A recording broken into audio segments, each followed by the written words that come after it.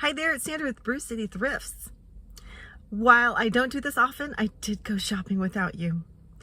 I went thrifting 2 times where I found some cool items I want to share with you, but I don't have any video from the actual thrifting trips. One was to an estate sale over the border in Illinois, and there's a real prize that I found there. The other one was from a quick trip into the smallest Goodwill that I go to, which is the Goodwill on Oakland Avenue in Milwaukee. So sit tight, hang out with me for a bit, and let's hit the haul.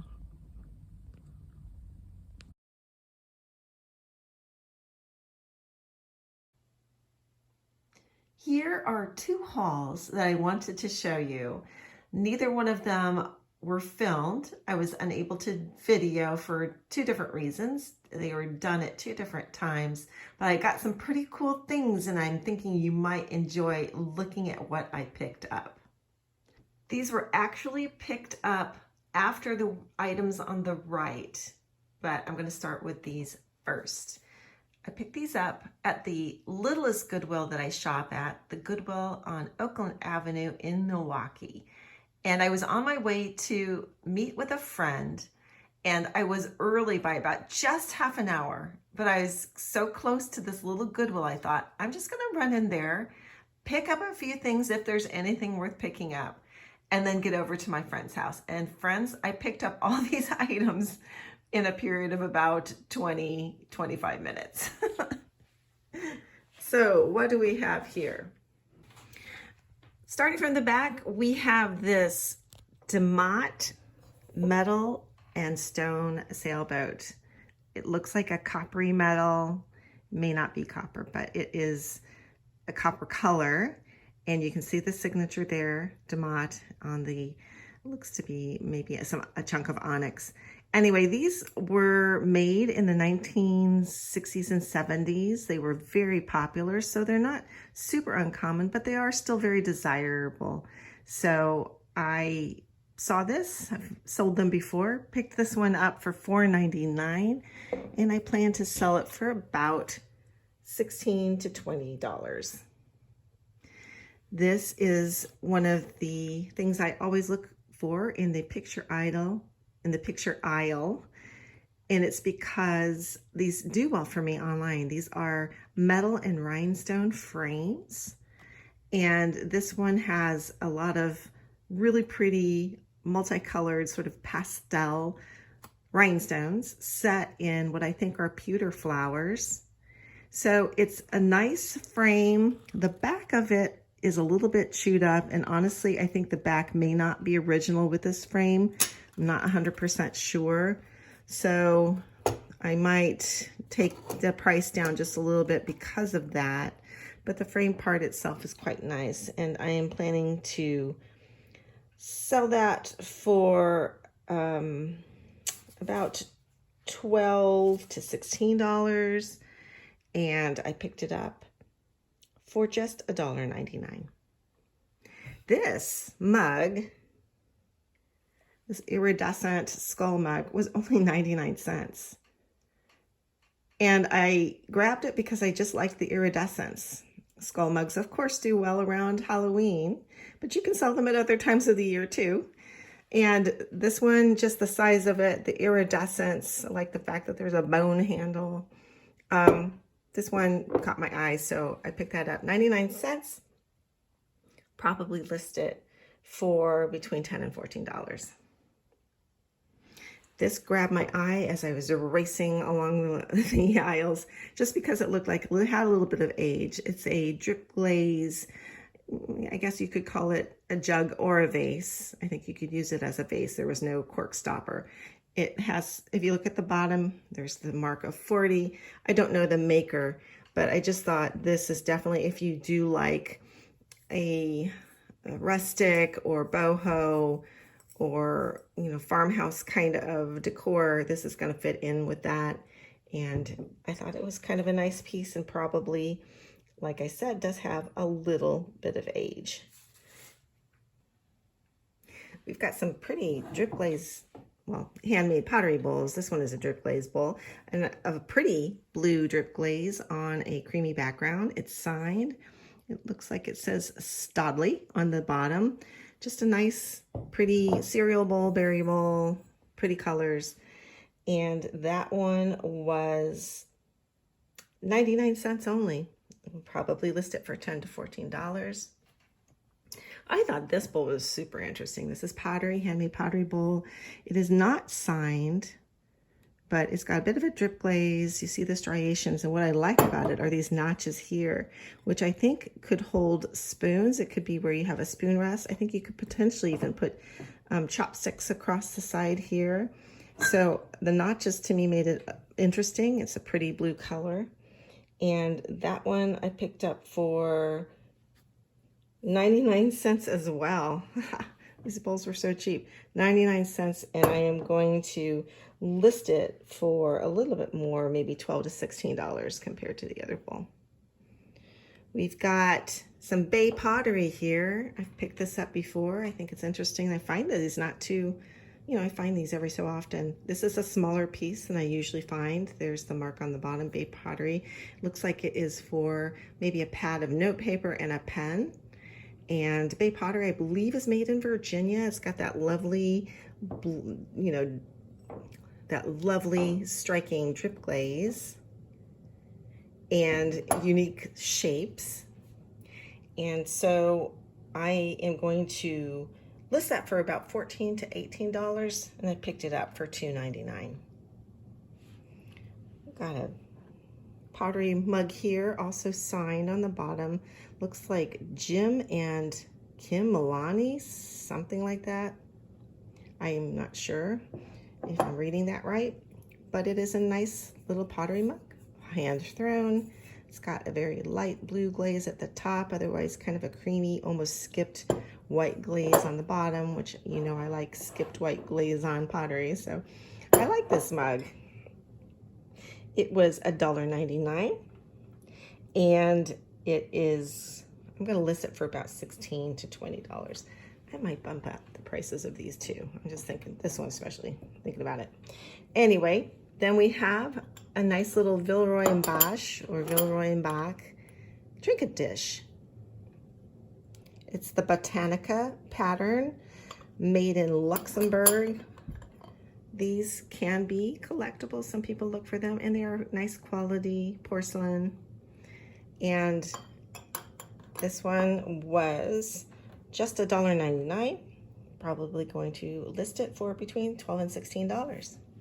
I nerded out when I saw this piece. This is most likely a souvenir piece from England. It is made in England, so that's good. It's the King Arthur Round Table, and what I liked about it is it's got these depictions of the shields of the different knights, and it tells you the names of the different knights sitting around the round table. So for people who like history, people who like legends and myths, and people who are just nerds like me, this might be a fun pickup for you, something for you. Oops. That was just 99 cents as well. I would probably list it for between maybe $6 to $10. So moving around to the other side of the table, these items were acquired at an estate sale and at a local antique shop just over the border in Illinois in a town called Orangeville. My friend took me thrifting. We were visiting for another reason, and she said, let's go thrift. And I was like, yes. And she took me first to the estate sale. It was an acquaintance of hers. It was, I believe, the third day of the estate sale. And so we were the only people there. It was really, they just kind of opened the doors to let us look. They were still organizing items for a future, they were going to do the estate sale again. So they'd sold some items, still had a lot to move, and they were planning to store them for a while and then sell them later on. So we went in and I got all of these items. I'm going to point them out. This this, this, these, this, this little froggy, the jewelry, this case, and some work things, staples, and dish rags. Got it all for about $13 total, $13 or $14 total. So, because she just bundled, I had to stack things in my hands, she bundled them and said, you know, here's a price for that. And I said, great. And then I added a few things. Okay, so what did I get? This was $5, starting back here. This is an L.E. Smith set in the box of frosted glass votive holders. I think it's likely vintage, you know, maybe the early 2000s. It's got an original tag inside. It's got the original candles that have never been used. And it's a pretty delicate kind of set. So for $5, I picked that up. That was one of the first things I picked up. These candles, these brass candlestick holders are dear. They are clearly Christmas dear. And I think they're vintage. If you look at the bottom, you see a little bit of age on that very, very thin felt. So these could be, you know, these could be maybe 30, 40 years old, potentially. In my research online, I haven't been able to identify the maker. And of course, with the bottom covered up, it's hard to know. My thought is I'm going to actually remove the Christmas stuff and the candles and simply just, you know, polish up the brass and sell them as a set. So I forgot to tell you, my plan is to sell the L.E. Smith for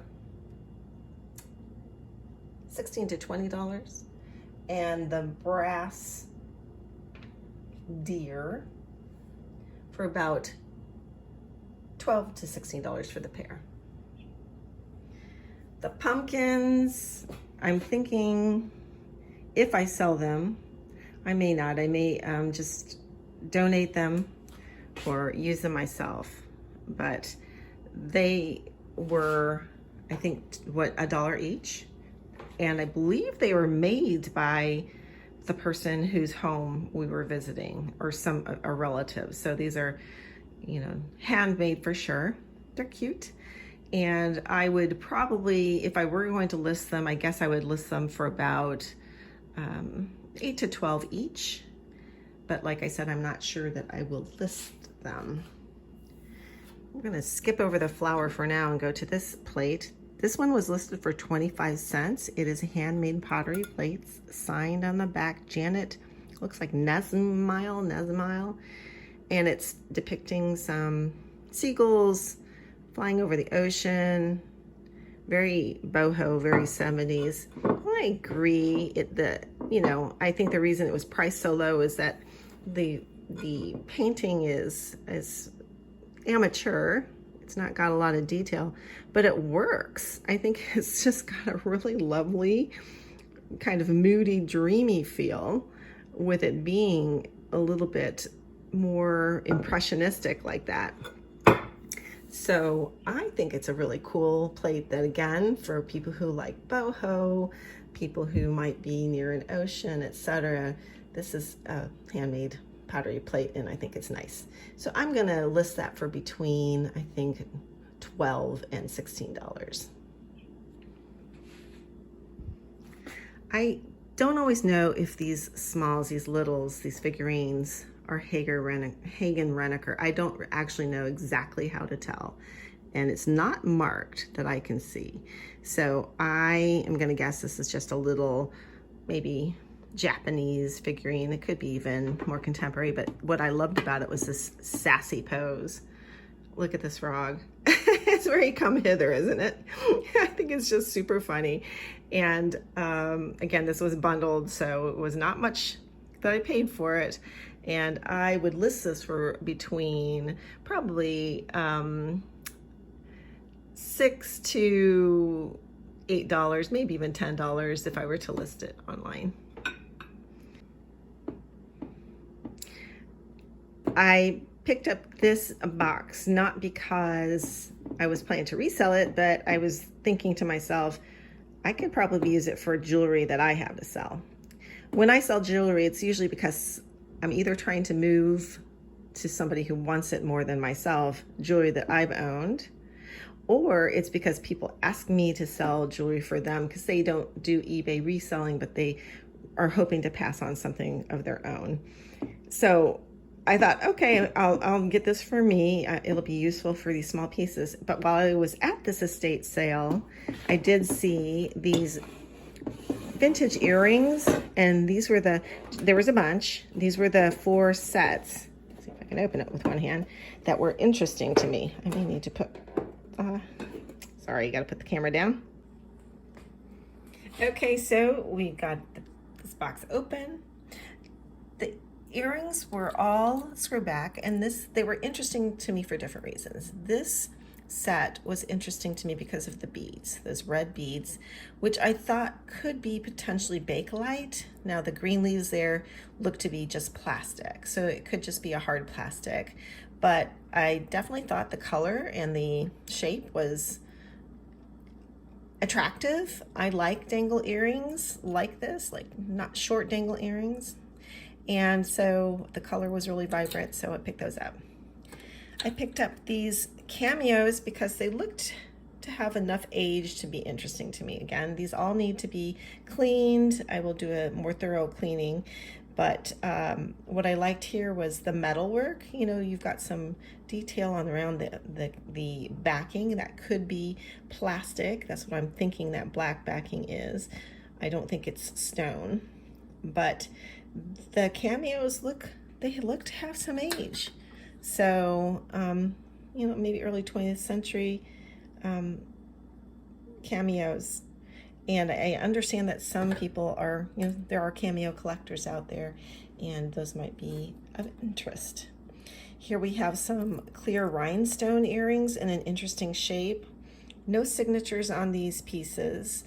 I think the people who are running this estate sale, they had been doing, you know, homework. They'd been looking things up online when they were pricing, and if there had been some signatures on this jewelry, I'm sure they would have noticed and kept it.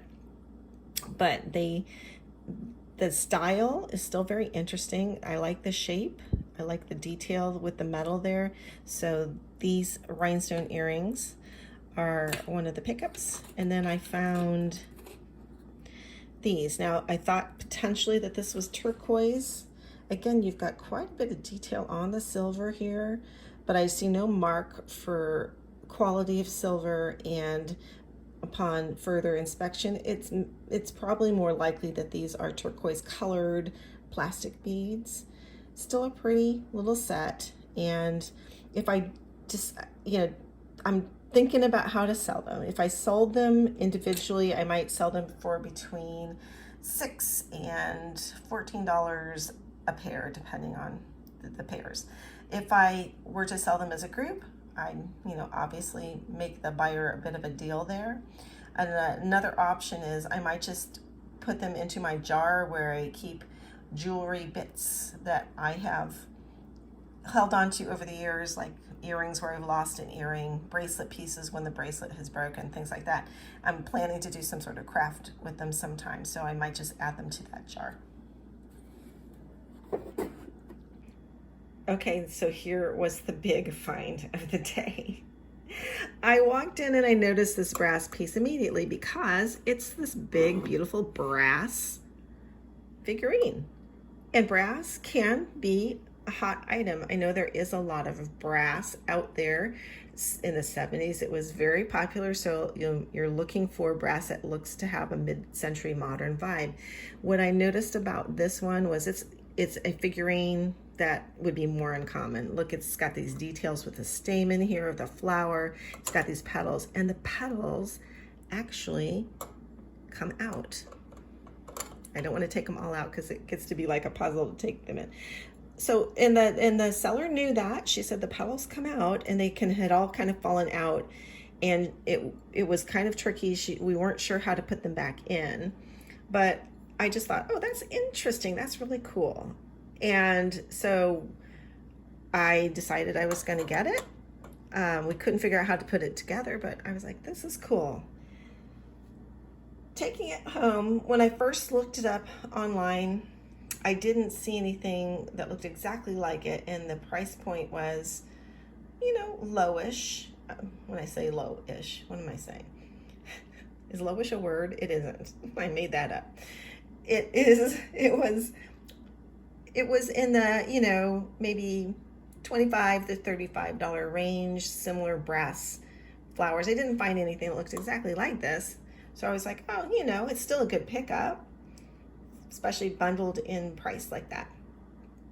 But as I cleaned it up and did a little more deeper research, I discovered that this is definitely mid-century modern. It is usually listed as being Hollywood Regency, which I don't totally get. I know that it's got a gilded kind of color on it.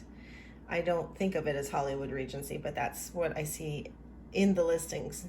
But that's not the important thing. The important thing is this is a mid-century modern ashtray. These petals pull out and then you use them as ashtrays. And you can see there's that little place to place your cigarette, and you can walk around and smoke and have a place to put your ashes as you're walking around a party at someone's house smoking, which was done back in the day a lot.